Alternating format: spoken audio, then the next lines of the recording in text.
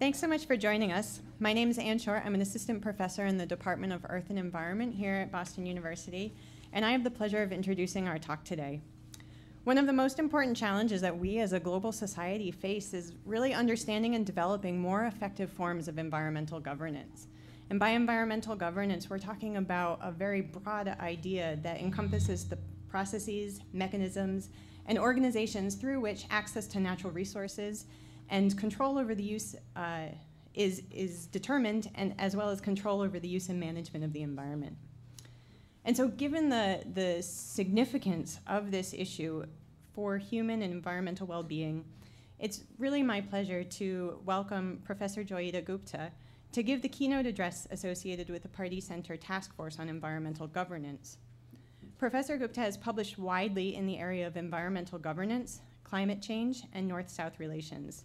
She was and continues to be a lead author in the Intergovernmental Panel on Climate Change, which shared the 2007 Nobel Prize with Al Gore, as well as the Millennium Ecosystem Assessment, which won the 2005 Zayed Prize for Scientific and Technical Achievements.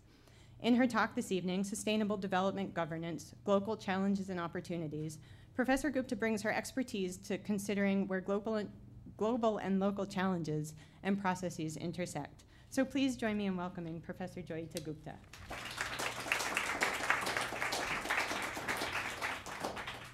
Thank you, Anne. Good evening, everybody. I'm going to talk about sustainable development governance. And I suppose I could have put all these words into inverted commas because none of us really know what sustainable development is, what governance is, even what challenges and opportunities are. But I put glocal in inverted commas because I wanted to emphasize the link between global to local. This is going to be something like a hitchhiker's guide to global to local problems, so it covers a vast range of issues. I guess nobody in this room is really for deforestation. So if that is the case, you might be interested in promoting, for example, the concept of protected areas. And if you promote this concept at international level, there is a very good possibility that some developing country governments then just draw a line along some forests and call them protected areas. And they assume then that they are the owners of that land. And the local people who live there may suddenly be thrown out. And so this is how you're trying to link up an idea that is born somewhere and might influence somebody far away in another part of the world. Basically, I'm just going to discuss a range of issues, and then I'm going to explore them through 3 case studies on water, forests, and climate change, and then draw some conclusions. In terms of disciplinary approaches, Glocal basically tries to cover a vast range of disciplines because most international relations studies don't really go all the way down to the local, and most anthropologists don't go all the way down to the global, all the way up to the global. So essentially, you are talking about trying to figure out a way to deal more closely with people from various disciplines. Now, what are the governance problems in the Anthropocene? Let's take just the word sustainable development, which was very, very popular for a long time, and it probably still is popular. But my natural science colleagues used to object to the fact that it didn't really have more than 3 pillars. The 3 pillars were essentially the economic, social, and ecological. And so they basically suggested why not add the biophysical and the chemical in order to cover the whole universe. So that's one first level of complexity. Another level of complexity is the fact that in the recent Rio Plus 20 meeting in June this year, the international community has focused much more on the concept of green economy, which I suppose is the ecological system and the economic system. So it's sort of moving to this side of the sustainable development concept. You also hear a lot of people talking about inclusive growth, mostly UNDP type people. And that's probably the social and the economic side. And they focus more on growth than development, though you increasingly see the word development coming up. And then you have the green society, where people are talking about social and ecological, but much less about the economic issues. So you're already seeing all kinds of trade-offs coming in the new language that is being used by various scientists in this field and also policymakers. And then you have the ecosystem services approach, which is an anthropocentric look at how the ecosystem provides human beings some services. But perhaps if you remain at the bottom triangle, you could also look at it from an ecocentric approach, if we are capable of doing that. And then you have a time dimension in all of this. And then in between this whole process, you also have infrastructure and spatial planning and innovation. And so essentially, you have to govern all this. And the reason I put infrastructure as something different is because infrastructure has a long lifespan, and it can shape the way we live and reshape how infrastructure is developed. But in this playground of concepts, you can see that there are some who think of sustainable development as a process, some as a goal, some focus on soft sustainability, which is to move towards some aspects of sustainable development, and some to hard. And basically, it's a term that appeals to everybody, which may mean that it means nothing. The next problem is compartmentalization. This is one of the biggest challenges we have. How do you divide issues up? And you could do it in terms of problems, climate change, ozone depletion, acid rain. You could do it in terms of sectors, energy, water. You could do it in terms of spheres, the hydrosphere, atmosphere, lithosphere. Are we seeing a progression from sort of small to big?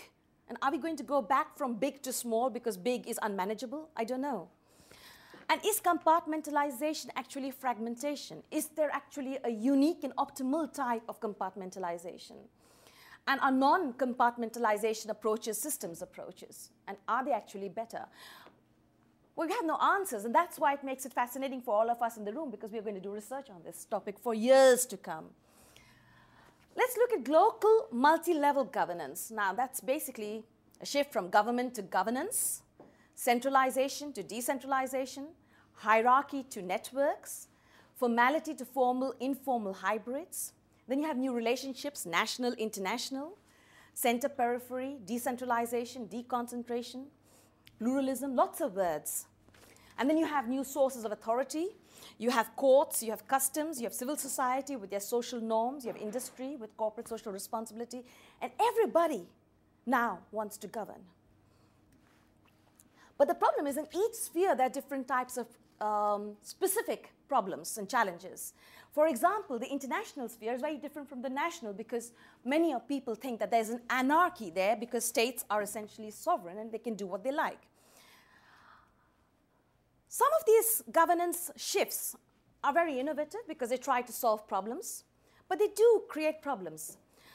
Let me try and look at the administrative law shift.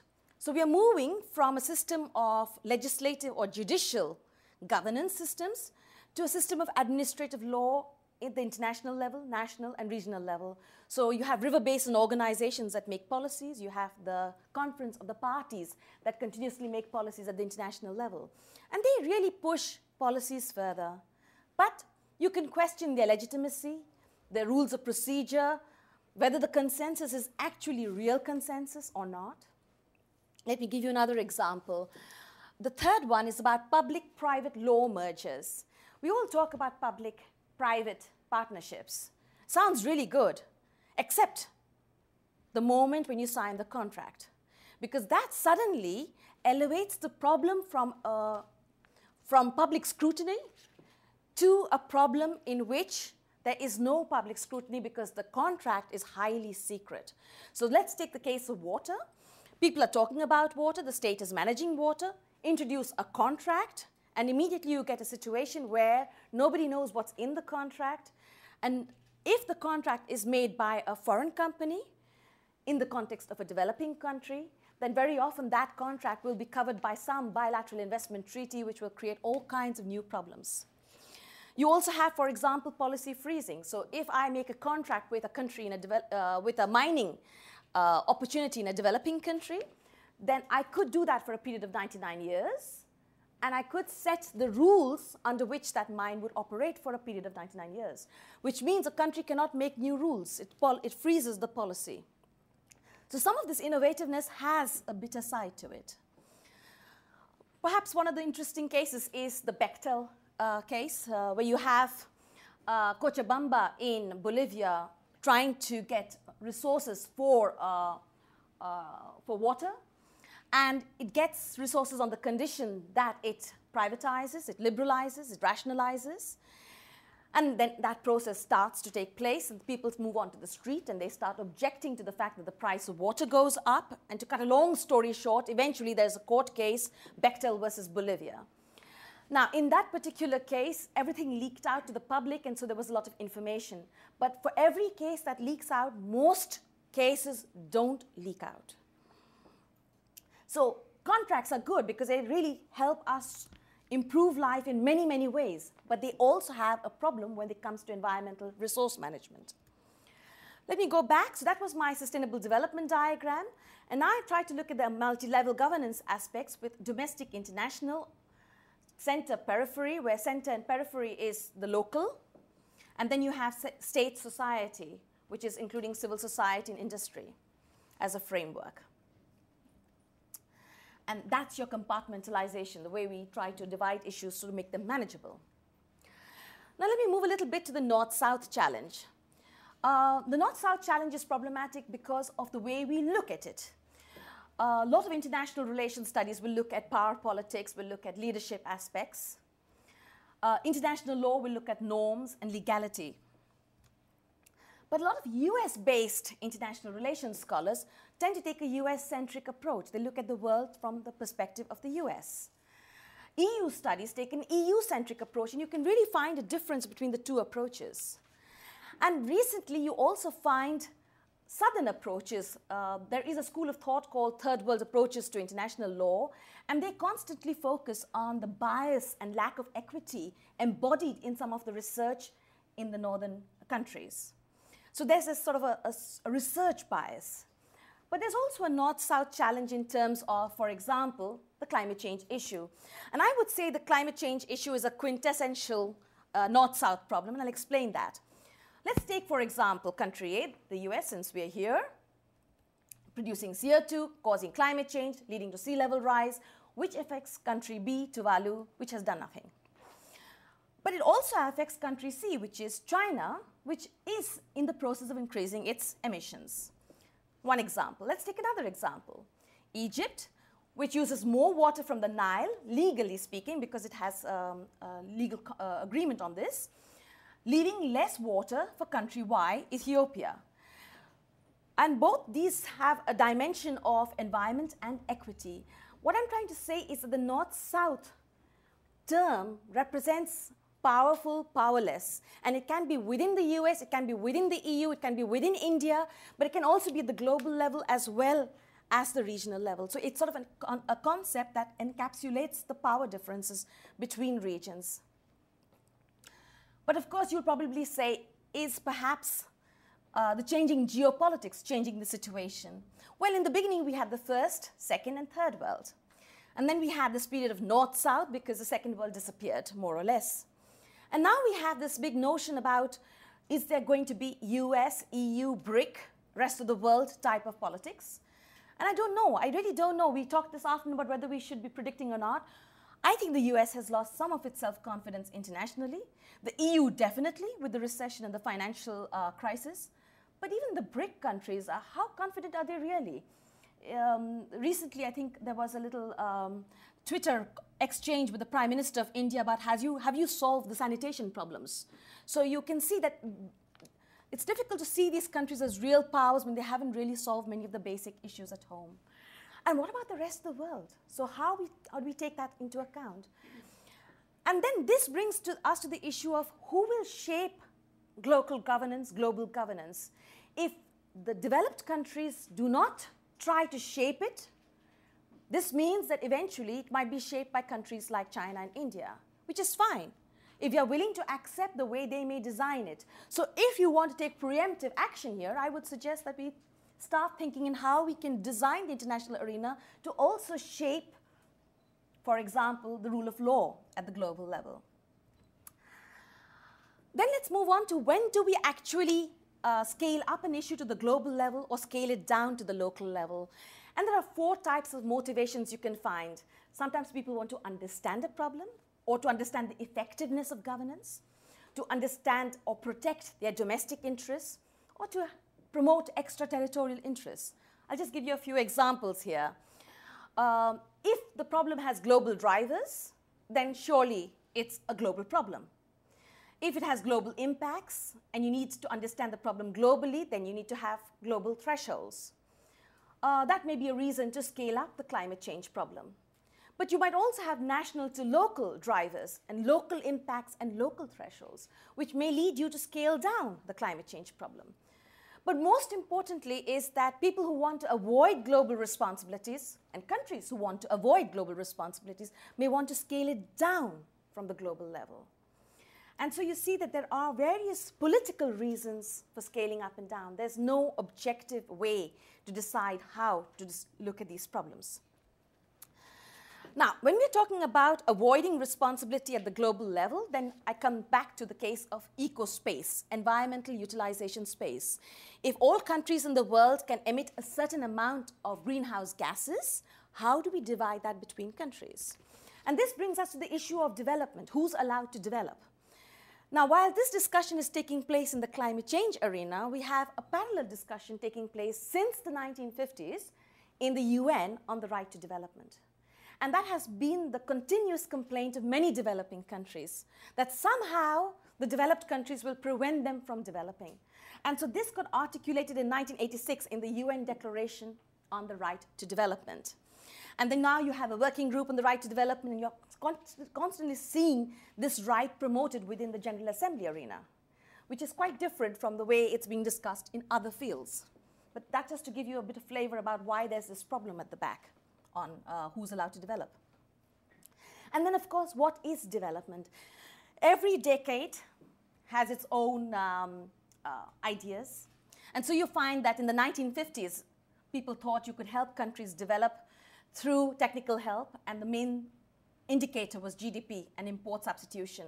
In the 1990s, it was promoting human development through humanitarian aid or good governance. In 2010, it's green economy, green society, inclusive growth. So you keep seeing the paradigm and the definition of development changing. And basically, we are the authors of these development ideas, and we market them. Now let me come back to the north-south aspect. If you have an inverted U-curve showing how countries develop and what they pollute, then the DC stands for developing country and the IST stands for industrialized country. And in the olden days, say 20 years ago, we just thought if you could give technologies from the north to the south, they could leapfrog, and therefore their emissions would be much lower. This is basically behind the whole discussion on technology transfer. But we now know that in climate change, the emissions go like an inverted N. So they keep going up unless at some lucky moment we are able to de-link emissions from the economy. So actually, the developing countries should probably have to find their own route, which may mean that we shouldn't be focusing so much on transferring the less green technologies from the north to the south, because you'd end up creating societies like ours over here, but maybe 20 years back. So how do we deal with this issue, and how do we take it up in the development cooperation institutions? And then methodologically, how do you deal with something like this? Well, I've sort of stolen an idea of Aaron Young and tried to build it further by looking at the different institutions at all the different levels, and then trying to identify what are the key instruments that they use to change human behavior.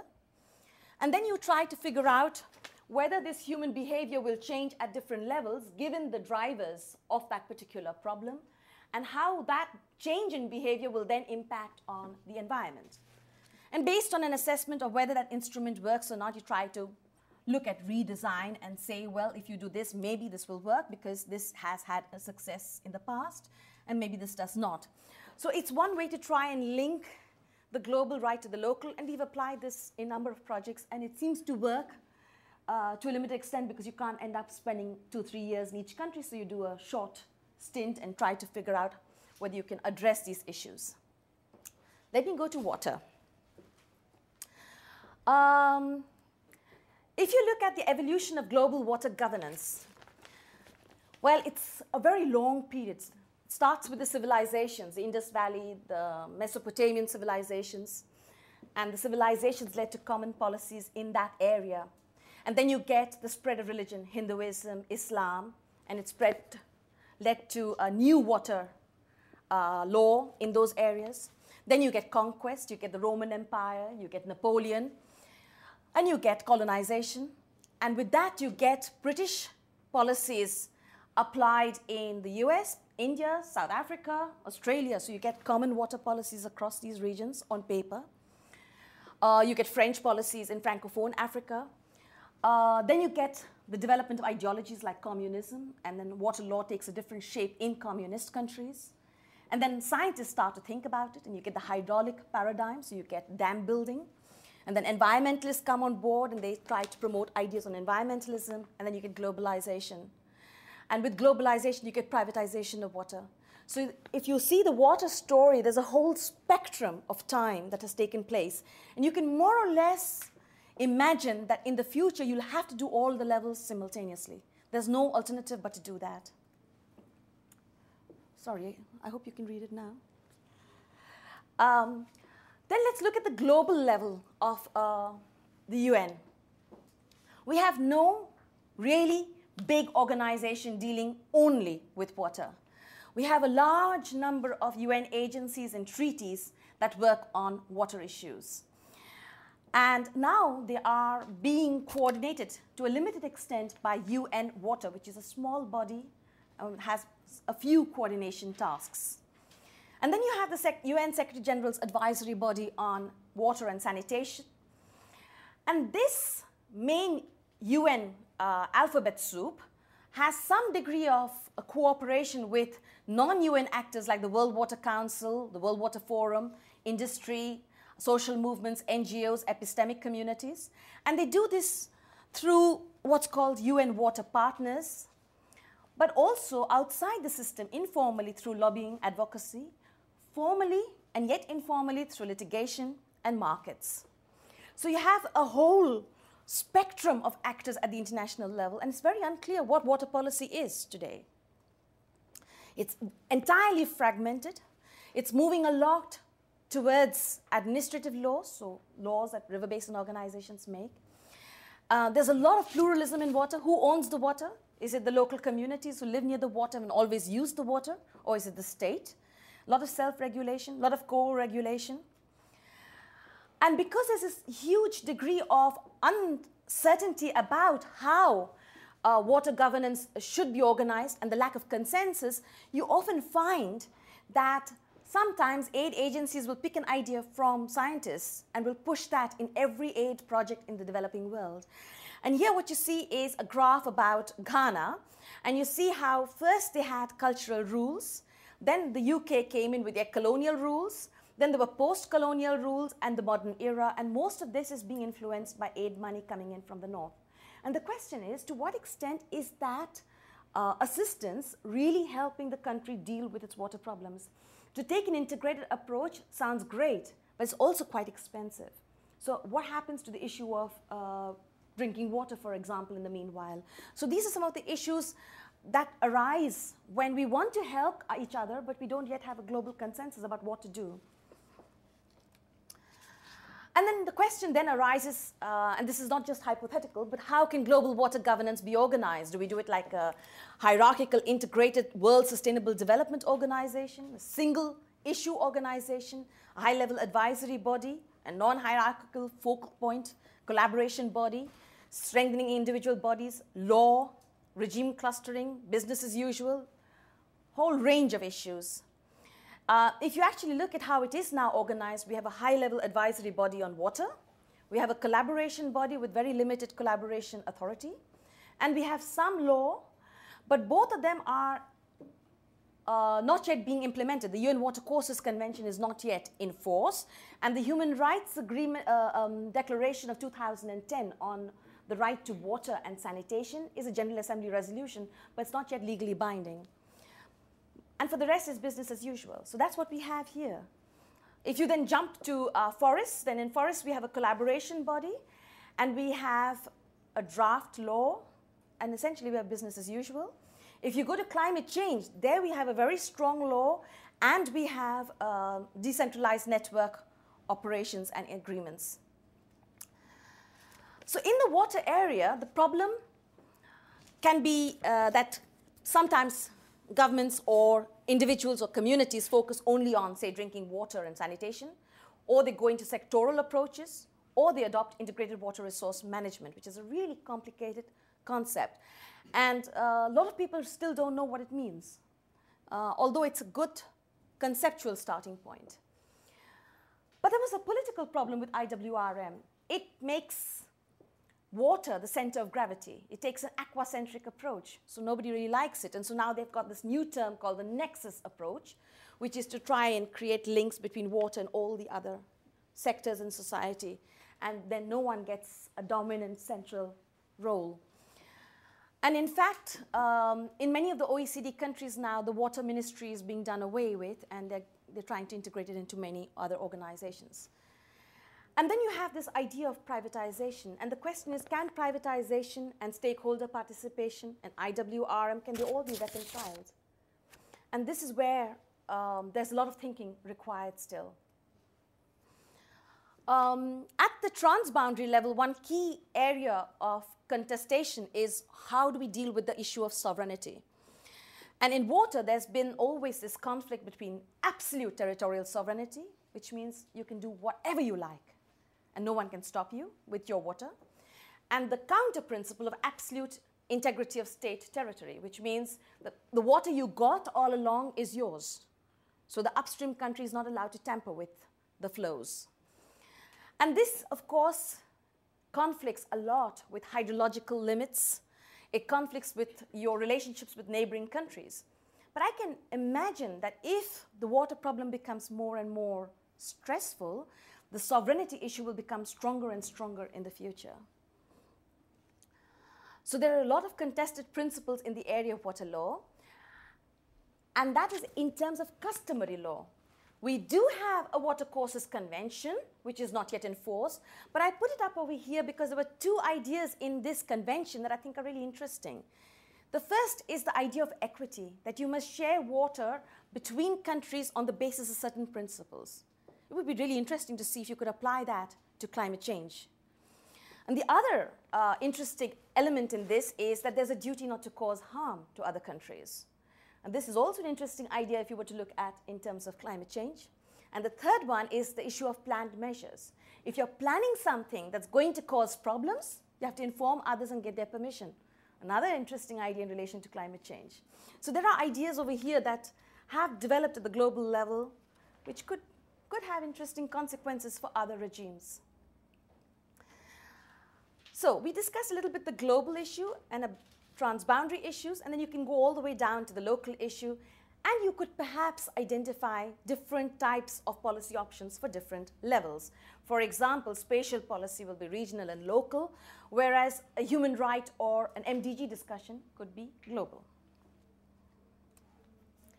And then you will find that if you apply the reasons for scaling up and down water, you will get certain arguments. Freshwater systems are connected, therefore we should have global water governance. Water is affected at the national level by trade and investment regimes, therefore you should have global governance. Or the cumulative impacts of dams. One dam is no problem, but millions of dams are big problems. And then also there are reasons for scaling water down, and one of the key reasons is that local people are experts in their own water problems, so you should decentralize as much as possible. But you could also say you want to protect national security and you don't want anybody else interfering in your regional problems. So that could also be a region to look to bring it down. I'm sure this would be a case in relation to the Indus River. Here I'm trying to show what can be done to see the relationship between the national level and the local level, say in a country like China.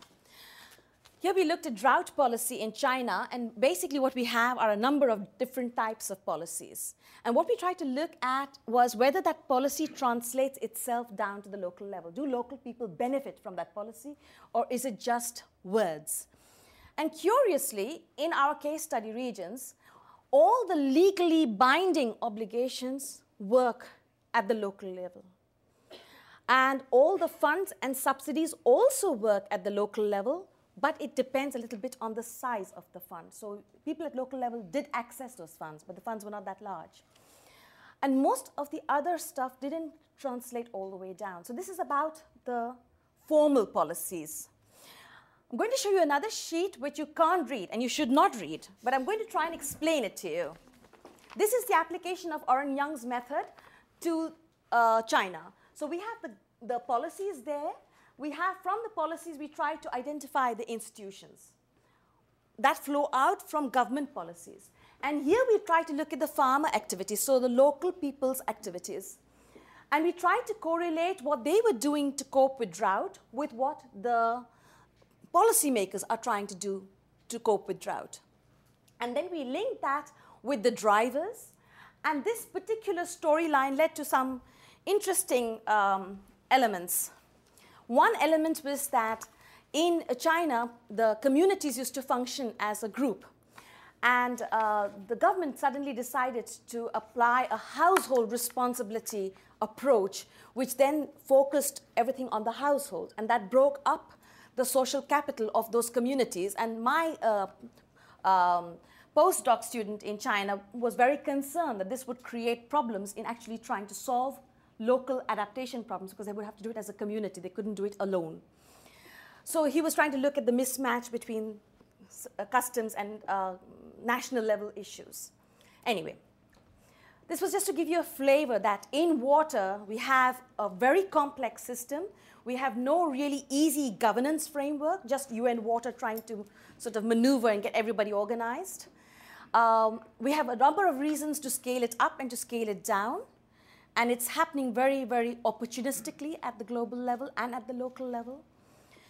And, but it is interesting that you can link the different levels up through research processes. Let's go quickly to forests. If you look at forests through human history, you find that it begins first with customary use of forests, then you get settled agriculture, industrialization and colonization, where you start using wood for shipbuilding. And then you get indirect global forest governance, and then you get direct global forest governance, and then you get some processes from the governance field, so democratization, decentralization, then you get neoliberalization, and then finally you get sort of a multi-level approach, which probably is encapsulated in this idea called REDD, reducing emissions from deforestation and forest degradation, which is now being discussed under the Climate Convention. This particular graph tries to explain what the different UN bodies are that are working on forests. And we try to look at the regional level and at the global level, but the regional level only focuses on our case study countries. But the interesting thing to note over here is that after 1997, there's been no legally binding agreement on forests. But in fact, there has been no legally binding agreement on anything globally since 1997.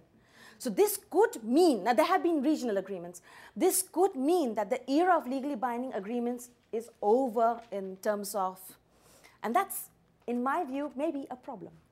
But it's an observation at this moment.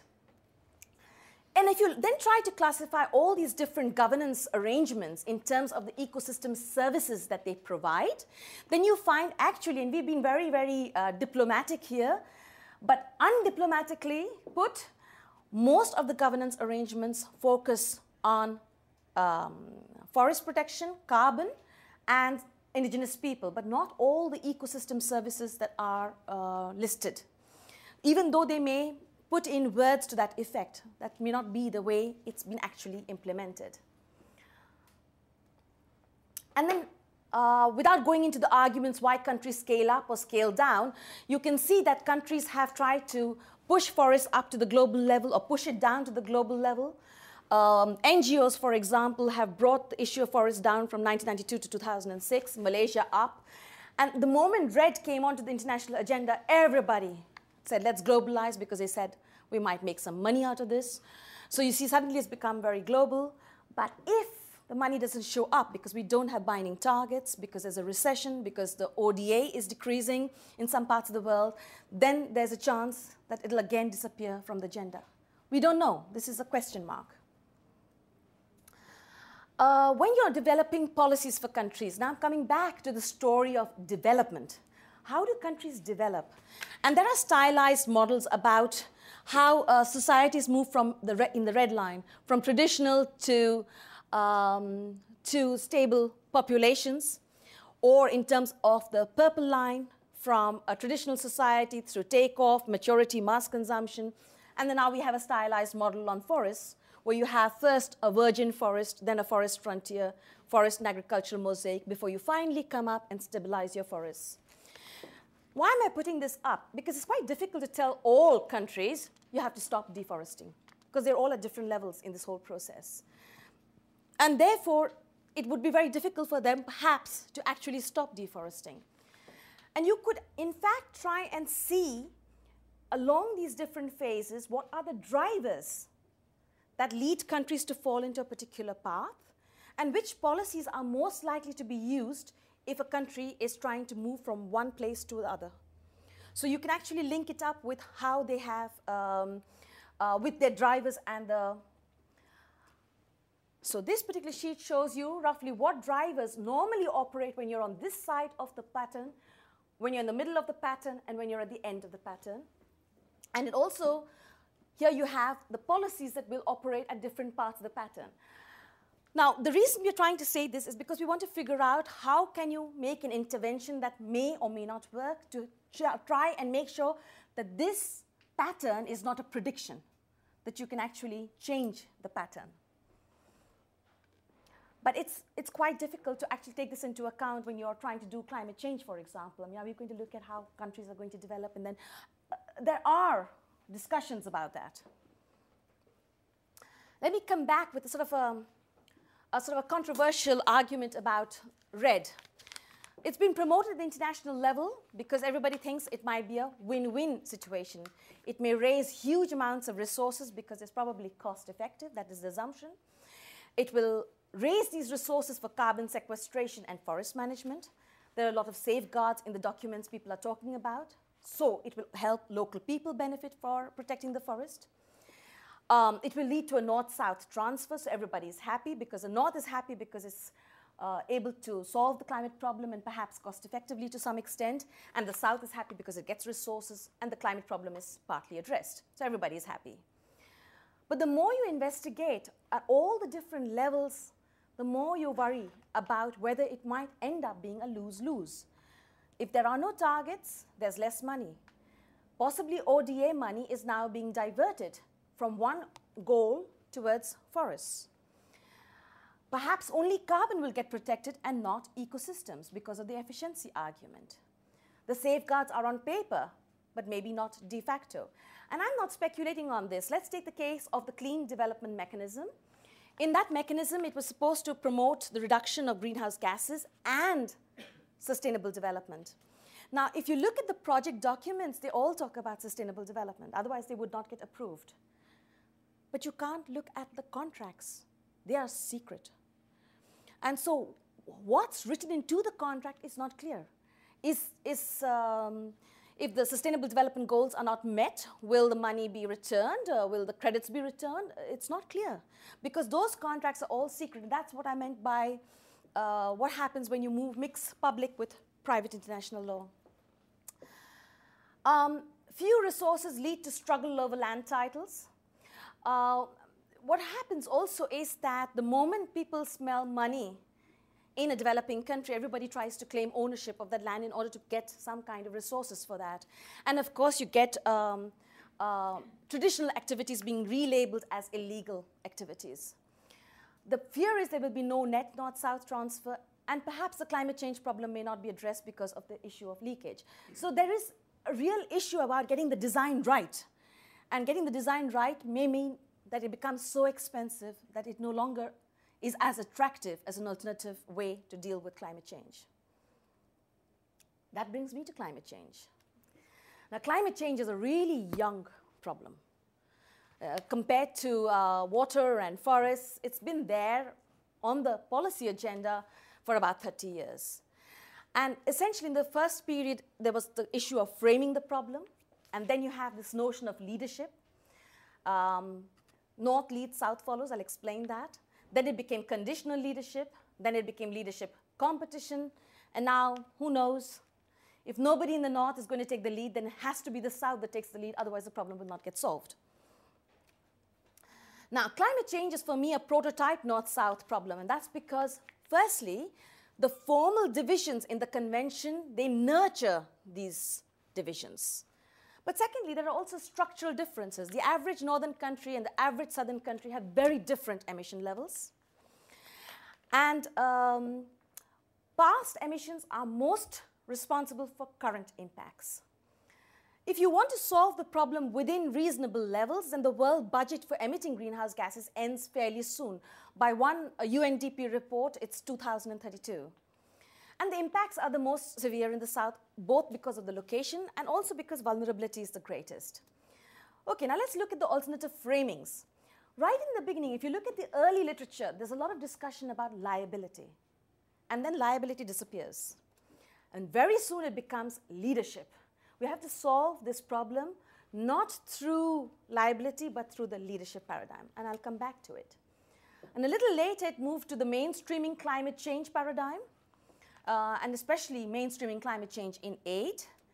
And now you can see that in the developing world, they're trying to react through this whole human rights issue. They're trying to bring human rights and connect it with climate change.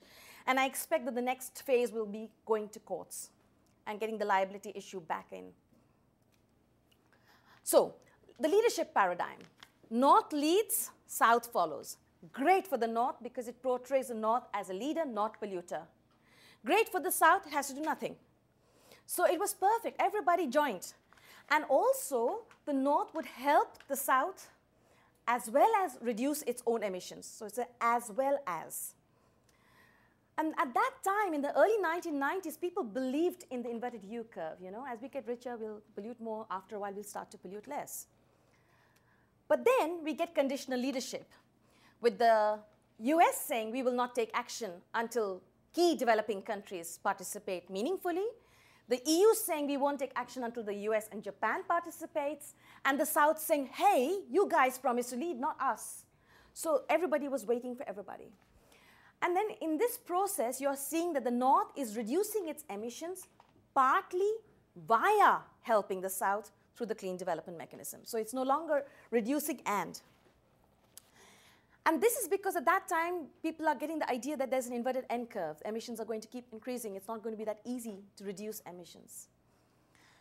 And then you get a period when the US leaves the Kyoto negotiations, and then you get all these countries coming apart. And actually, at that point, one expected that the whole regime would fall apart. But instead, the South realized it could no longer take an offensive role and started to cooperate with the North. And the northern countries, EU, tried to push pressure on Russia and Japan so that eventually they could get the Kyoto Protocol into action. And the US got a little isolated. And then you get leadership competition. You get a whole lot of new treaties being negotiated between the US and different countries in different parts of the world. And in this time, the resources for aid through climate change aid was reducing. And so they were trying to mainstream climate change into development cooperation. This was the new idea. So this is how the North-South deal is changing over time. And most Southern negotiators have a long memory, so they remember this whole storyline. And I'll just give you a little example by taking the idea of emissions trading, which worked really nicely in the US, and then it was suddenly scaled up to the global level, as if the global level is just like the US. Okay, let's explain this. You assess total permissible emissions, you divide it between countries, countries trade, and it's an efficient solution. But you can't assess the total amount of permissible emissions because we did not have at that time a long-term target. So it was not assessed. You can divide between countries, but if you do it per capita, it's not politically possible because the South would then get a large part of the cake and the North would get a small part of the cake. Are you with me? Okay. Now, if you do it through grandfathering, that also would not have been politically possible if everybody had sat around the table and discussed it, because then the North gets a large part of the cake and the South gets a small part of the cake. In fact, in 1988, this was discussed in a lot of literature. And then it disappeared from the agenda because people knew they could not come to a conclusion on this. And finally, the Kyoto Protocol makes this agreement that the North has to reduce by about 5%, and the South can keep increasing. And then there's another loophole here because the North can do its reductions in the South. right? So if the North can keep doing its reduction in the South, the whole theory of emissions trading just breaks down. And anybody who looks at it says, this is complete nonsense. And then if the South is China and it's developing rapidly and its emissions are going up, of course, nobody in the North wants to reduce their emissions because they suddenly say this whole process is not working. But it was created at that time through a design which anticipated that the South would probably not grow so fast, or I don't know what it was that it was based on. But there's a fault over here, and now the main architect of this idea is not participating in the regime, but the rest of the world is stuck with it. So it's a strange situation. Anyway, in 2000, an NGO came up with this carbon currency, which they were circulating at, I think, one of the COPs, and I picked it up, that carbon credits are the history of colonialism goes in parallel with the creation of new commodities, slavery, sugar, tea, coffee, oil, carbon. Anyway, let's look at scaling in climate change, but over here I'm only focusing on scaling as a tool in North-South relations. For me, climate change is a global issue. In fact, it's a Glocal issue. It involves all the levels, both the problem and the solution. But in the design of the climate convention, emissions were made into a global issue, and adaptation was defined as a local problem. And this was to reduce liability. Because if adaptation is a local problem, we don't have to connect that with the problem of emissions. And so this was one way in which the drafters very cleverly removed the liability. Then you have the incremental cost discussion. There's a text in the Climate Convention which says we'll pay for the agreed fixed incremental cost, which means the developed countries will pay for those costs of developing countries, which are for global benefits, not local benefits. And this creates lack of ownership. So global benefits, not local benefits. So you don't really get them involved in this process. I think this was discussed a lot about 10 years ago. And the third one was, what is dangerous climate change? In the early years, the small island states and the developing countries kept saying, we need science about what is dangerous climate change. And they were repeatedly told that that's not a scientific question. It's a political question. Whereas in the acid rain discussion, the issue of thresholds was seen as a scientific question. And it took a long time before this was eventually framed as a scientific question, and IPCC could start to work on it. So it's how you use scaling as a tool in North-South relations.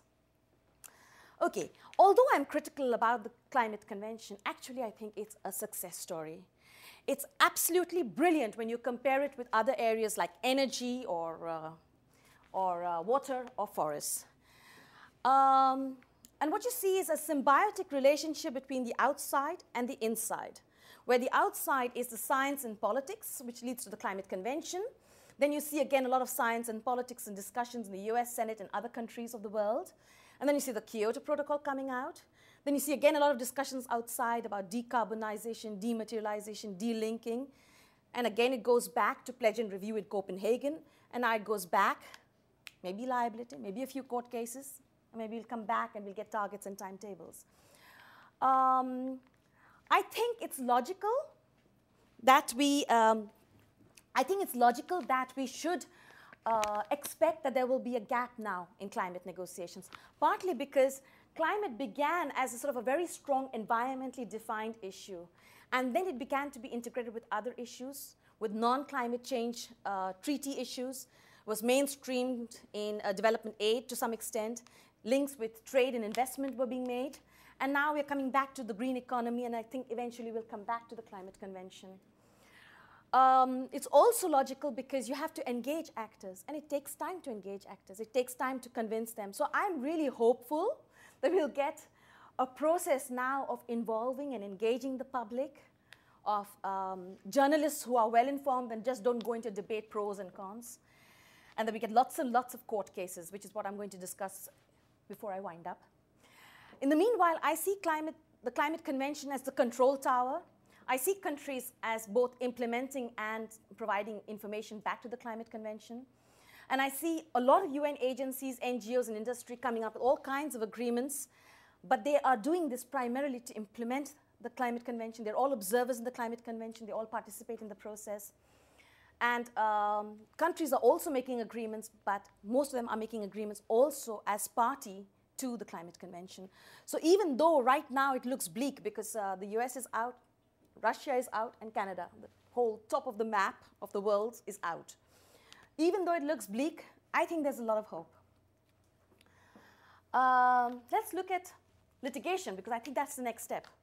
So you need to have a plaintiff, action, defendant, court, considerations for the court, and a decision. And then the questions are, who can be the plaintiff? Who does he represent? What kind of action can you have? Preventive, injunction, corrective? Who can be the defendant? Which court, which country? Was the defendant in line with the science? Was it in line with regulations? Should courts preempt political processes? Is the damage clear, causation clear, etc.? And then you get a decision. Now, there is research which says that you can link the IPCC scale with legal standards of proof. So if you have, let's say, unlikely, which is 10 to 22% over here, then that is equivalent to stop and frisk. And if it is 67% to 80%, it's equivalent to an impeachment. And if you go up to 99%, it's criminal conviction. So that, you can draw some kinds of relationships between the science and legal standards of proof. And you have the application of either a modest precautionary principle or a proactive precautionary principle or risk minimization as options. You could also look at it in terms of the no harm principle that came from the water discussions. And one could argue that the liability paradigm is the no harm principle, and the leadership paradigm is the ability to pay principle. And in this no harm principle, you could have a before and an after. And in the before, you could apply the precautionary principle or environmental standards or polluter pays principle or user pays principle. And after, you could have liability, injunctive relief, and so on. And in ability to pay, you could have the rich and the poor, and they have different standards, and they help each other to try and solve the problem. So I think there are options. And there's a lot of litigation taking place around the world right now on climate-related issues. And I'm excited by the options. I mean, even though it will take time before it will maybe come somewhere, but even the cigarette case took a long time in the US before it reached a verdict. And a large range of options are being looked at. So I'm hopeful that maybe we need some degree of court participation to get a bit of justice back into the system. So that's questions galore, research agenda for a generation. Some of the issues are, do we live in a world of limits, or do we live in a world of infinite resources, infinite capabilities? Do we go systemic? Do we focus? I think fragmentation is inevitable. What do we do with all these concepts? Sustainable development, green economy, green society, inclusive growth. Where are we going? What's our future? Are the changing governance patterns for better, or are they for worse? No, the jury is out on this. And of course, you have the whole spectrum of developed to developing countries. And should everybody be allowed to develop? And what does it mean? And then in terms of practice, there are huge turf battles between UN agencies about who should cover which issue. So it's going to be very difficult in terms of organization, both at the national level, but also at the global level. Then there's the politics of scaling, how countries and people define issues at different levels. And then there's the risk. You can engage everyone in a discussion, but who will be held accountable when things don't work out? And will goals be met? And what happens when consensus breaks down? What's the game plan if you have a stakeholder process and we can't get anywhere with it? And then the last point is, I guess, markets are going to become bigger and stronger. But bigger markets for me means bigger and greater governance. And don't misunderstand me. There is already much more governance for markets because of the whole law of contracts. It's huge. Law of investments is also huge. So there's a huge amount of governance, but it's almost always in a different sphere. So how do we deal with the relationship markets and governance? And my last point is, I think it's time for us to tame the global arena. It's time for constitutionalism. That's it.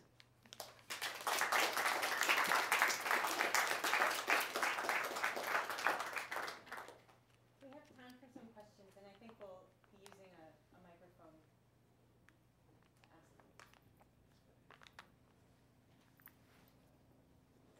So this question might come out in a confusing way, but I'm curious about the potential conflicts between your suggestion, or you're talking about scaling up or down, and then your suggestion that we should rely on courts and the law. Because it seems to me that you said there were no binding international agreements since 1997, so the use of courts and law can't really come into play in terms of scaling up, so then it seems like reliance on laws could only be used in a scaling down, which seems like it would sort of deal with things at a different scale in terms of making things binding, or there being repercussions for actions at a level that's different than the level where it needs to occur. Well, probably my presentation covered a lot of issues, but what I was trying to explain is I think that we need to go towards the rule of law at the global level. We need to have some kind of constitutionalism at the global level, so that's one level of the role of law. And I think at the national level, we have fantastic legal arenas in which we can test whether climate change is a serious problem, whether we can get injunctive relief from certain particular projects that are proposed, whether CO2 is supposed to be an environmental pollutant and therefore it should be included in environment impact assessments. So it will be at all the levels. It doesn't have to be only at the national arena.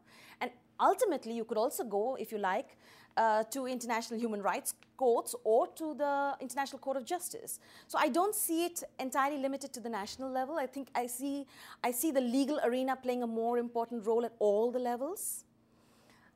So I don't see a necessary problem. And I think the whole issue of scaling up and scaling down simply means that we have to do all the levels and simultaneously, because it's, people are using it opportunistically. And as scholars, we have to look at all the levels. A question tying on to that then. So yes, we have to do things across levels. But in your mind, what is it that the global level specifically does well? What is it that should take place at the global level? Well, if I talk simply about the Climate Convention, I think the Climate Convention could perhaps stop with many of the other activities it does and just do one thing, and which is perhaps to look at what kind of global long-term objective is necessary and what kind of national objectives are necessary. And for the rest, how it's implemented, for that it can engage everybody and anybody. So UN REDD can be engaged to help implement the forests, and that could be counted towards the target. So I think that you need, for some issues, you need global thresholds. And that's where the UN level or the international level is really important, because we can't do it individually. We can't do a threshold for the global community at our level. And that's what I would do at the global level. But I also think it's really important at the global level to look at ideologies, the role of discourses. So is water a heritage of mankind, or is it a global common good, or is it an economic good? How do we deal with this, and how do we reconcile these ideologies? And I think that's where also the global level may become important. And norms, the third one is norms. You need to have common principles for sharing. I had a few norms in my presentation. I had the equity principles from water as a possible idea for elaborating on equity in climate. I had also the no harm principle in water, which could be used also in climate. But I think the normative roles, how do we divide responsibilities between countries?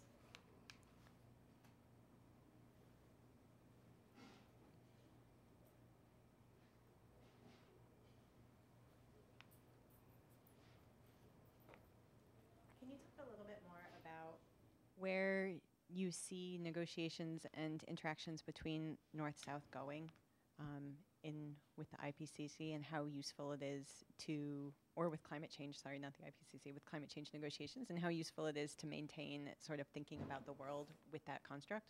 Okay, the problem with that construct is that it's, when the 1992 convention was drawn up, it just defined the developed countries. Everybody else, the leftover, was the developing world. And there was no criteria. So many of the developing countries that are actually quite rich are sticking to that idea that there's no criteria, and therefore they have no reason to graduate out of the developing country class. And of course, in the developed world, some countries are slipping back, and they should perhaps be demoted to a developing country status. And I think that notion of graduation between one level to the other level needs to be made very clear in that whole process, so that you don't just get a north and you don't just get a south. No? So you get a whole spectrum of criteria. You get perhaps 2 or 3 criteria, and you can graduate out, so that India would be on notice if its emissions went up to a certain level per capita or whatever. then it would have to take on climate change obligations. And if another country had a recession, it would have fewer obligations. Some kind of a graduation system would be necessary. But this doesn't take away from the main argument that most developing countries feel that the compact that was made between North and South in 1990 to 1992, that has been not kept. So the global compact at that time was the North would lead, the South would follow. And that, unfortunately, is seen as a betrayal of an agreement made between the North and the South as a group. And now, whether you want to count China as a South or not, there's still at least 120 developing countries that are pretty poor. To follow up on Henrik's question, you identified a series of things that should be done at the global level. But if you were to take a historical look at what we've done in terms of governance at the global level, what's your assessment of how well we've actually met those? Oh, we'll get there. Okay. We'll get there. Global governance is really, really young. You know, I'm quite sure that in my lifetime we will see that there will be rule of law at the global level. I can't imagine that countries can keep saying that we need rule of law at the national level and we will not support it at the global level, that we need constitutionalism at the national level but not at the global level. I think there will come an end to that discussion. You can see within the European Union that they really want to promote the rule of law, and they do it by including countries into their union. But they also try to promote it at the global level. And I think it's important also for the national security of other powerful northern countries that they get the rule of law organized before it becomes the rule of power. Because whoever comes into power, and I'm not naming names, whoever comes into power will have a role in shaping the future. So if the global geopolitics is changing, this is the time to push the rule of law project. So I'm convinced that anybody who's thinking rationally about these things will see that we need to get some degree of organization. This does not mean hierarchy. This does not mean top-down. I'm not saying a top-down approach, just simply rule of law, that no country is above the law. I probably don't need a mic, but I was hoping if you could talk a little bit more about the relationship between fragmentation and localization, because in a way they're arguably both forms of sort of decentralized forms of governance, but they're also quite different. And so I was wondering if you could maybe talk a little bit about that relationship. The way I've seen fragmentation used in the literature is more to reflect on the fact that it's little bits and pieces being done, by everybody at different levels, which may not always be coherent. But I think a local action does not necessarily have to be fragmented in my view. For me, a local action can be completely consistent. The only problem is that most local communities will externalize international issues. So if you ask a local community to switch the lights off because it will create problems for Bangladesh, they may not do it because they're externalizing the other communities. And you're seeing that now in water governance, that even though it was decentralized for some time, some countries are now centralizing it back because local communities don't want to share the water, because that's closely related to their income, their aesthetics. It looks nice if there's a lot of lakes and water and so on and so forth. So the main thing is that I don't see local action as fragmented. I see that maybe leading to different choices. But I think the story of fragmentation as it's coming out of the literature is much more focused on the fact that different communities, different groups are doing totally different things at different levels of governance, not necessarily the local. But I'm also not entirely convinced that climate change is fragmented. I would argue that climate change is one of the most organized regimes that we have today on the, compared to everything else.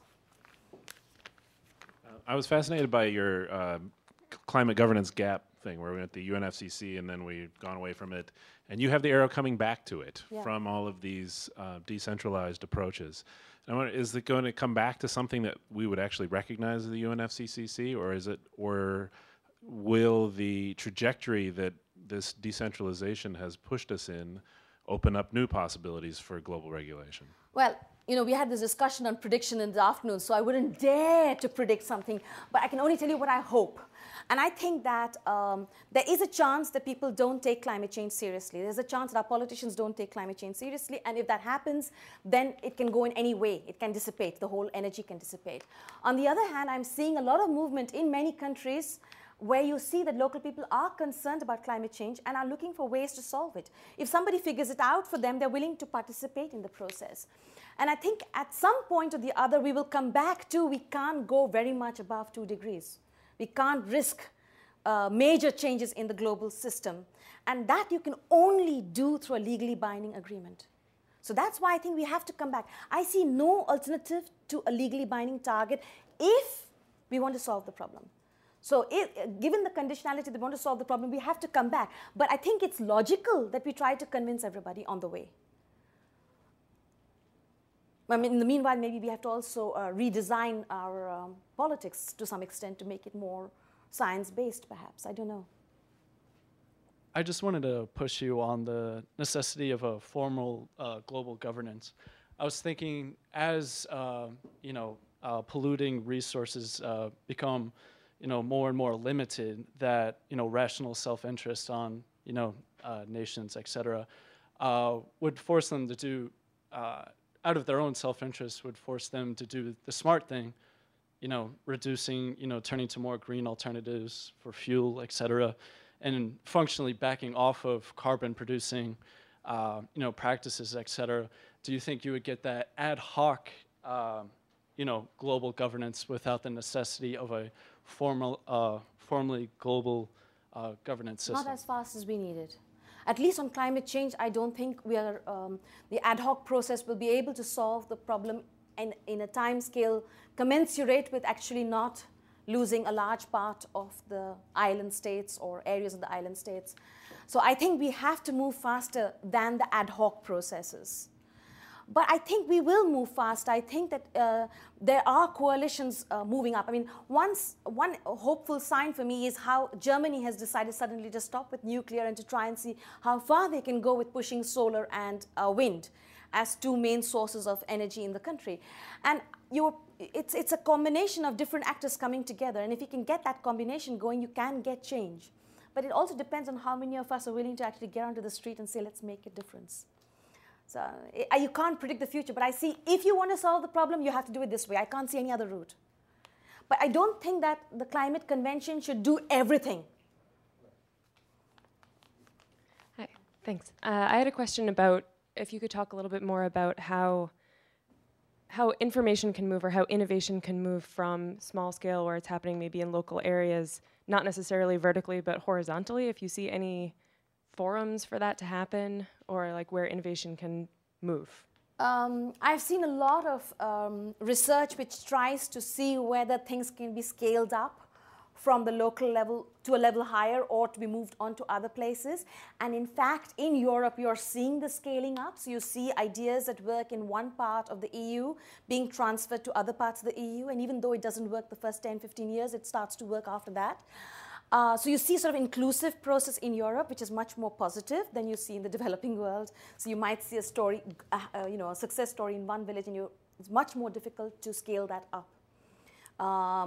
A colleague of mine wrote the 7 steps of scaling up from one village to the other, and he had this whole process of how to get that scaling up going. But in fact, it's what I think you said earlier. Once you get everybody motivated and talking, they may not use the idea that you had in mind. They may use a different version of the idea. So it will never be the same. But in Europe, I'm seeing more or less the same idea being reproduced. So there are scaling up possibilities. I want to come back to your, first of all, thank you very much. Very, very interesting. A lot of things to think about.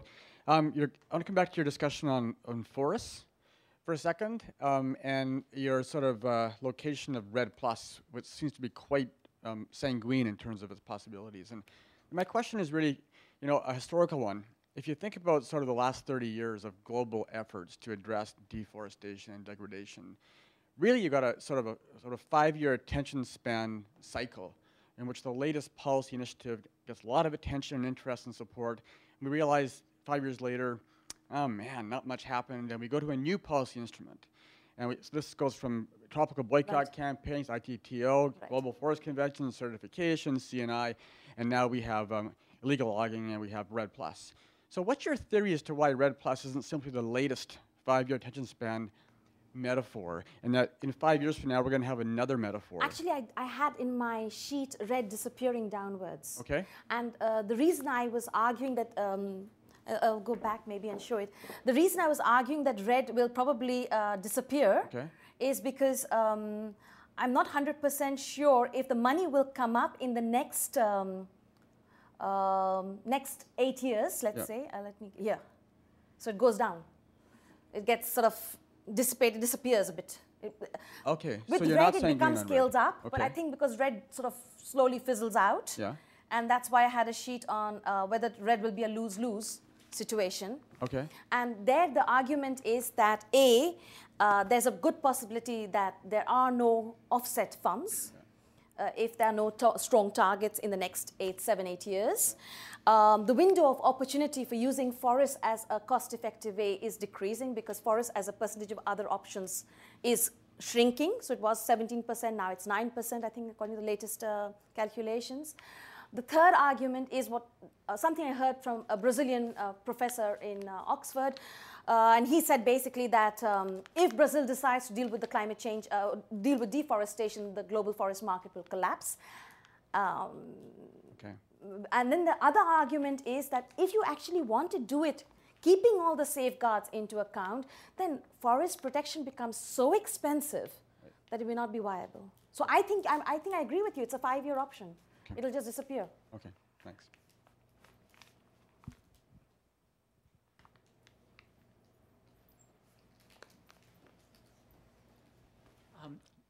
I was wondering if you could say a little bit more about how you see action on climate change proceeding through the courts, essentially. And I'm wondering about a few things. I mean, one is the danger of arguing from a particular national case. Like, I'm very sympathetic to that. A lot of what I do is on the evolution of US environmental policy, which did go a very juridical route for decades. But it took decades to work through that process. And in the context of climate change, I'm wondering how quickly that happens. B, you have a sovereign state, going to the first question, that says, you know, yes, this is the decision and we'll enforce it. And you don't necessarily have that at all levels. And then third, one of the things that comes out of the US example, in my knowledge, is that there are a lot of really powerful downsides to going that juridical route that other countries have looked at and said, no, let's not go that way. So I guess I'm just wondering if you could elaborate I don't want to go that way all the way through. I just want to go that route to the extent that you get countries thinking it's better to have a treaty that tells us what the rules are than that the rules keep changing along the way because of how judges think about these issues. If you look at common law countries, they're extremely influenced by precedents in other common law countries. Maybe the US is not influenced by precedents in other countries, but other common law countries are influenced by US precedents. So there is a sort of a cross-fertilization process. Maybe it doesn't help the US, but I think court cases in India have been very, very creative on environmental issues, and I can see that developing further in the future.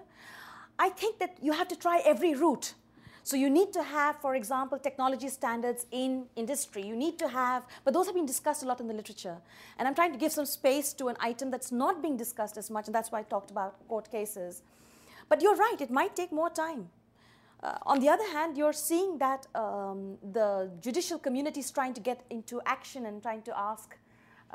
There are lots more articles today about the role of liability and the role of courts than there were 10 years ago. So there's a huge explosion, and I think it will influence, it will sort of keep moving forward. But you're right, I don't want to go this route all the way through. In terms of the sovereignty argument, this is the problem of anarchy. I had it in one of my sheets that the global situation, global community is an anarchy and everybody does what they like. And then I came back to this idea of the rule of law because I think we need the rule of law. And my argument is more that if you don't create the rule of law, somebody else will. And maybe you don't like that other rule of law that's being created. So, now you have the chance and the influence to shape that debate. If other countries become more powerful because of all the fears I read in European newspapers and US newspapers about how some countries are developing rapidly, if those fears are right, then they will have the advantage at the global level, which may be fine. Maybe we need a sort of a communist-style rule of law at the global level to solve problems. And this is not a joke. I actually studied in a project with a lot of other people, how different countries implement international agreements or how they actually develop laws and positions. And you find that in France, a lot has been decentralized, so it's not very easy for the national government to actually make positions on various issues. The same is true of the US, which is a federal state. But China can. So India probably can't because everyone talks nonstop over there. And there's a huge process of democracy. You can probably must have seen it in terms of the supermarket. But in China, it's so much more centralized. It's so much more organized. I was amazed when I looked at the drought policies, how well it can change things and how you may not think it's democratic, but it may be effective. And if it is effective and it can do the job in time, and if they can generate the technologies in time, then they can sell it to India and to all the neighboring countries, or Indians can sell it to China or whatever. And then the technological advantage of the US will be lost, or of Europe will be lost. So this is also something worth thinking about. So I'm very positive about the future. We're just going through a bad hiccup right now. I hope no one has any more questions, because I would like to end on that note. But if you could please ask. Let's thank Professor Gupta.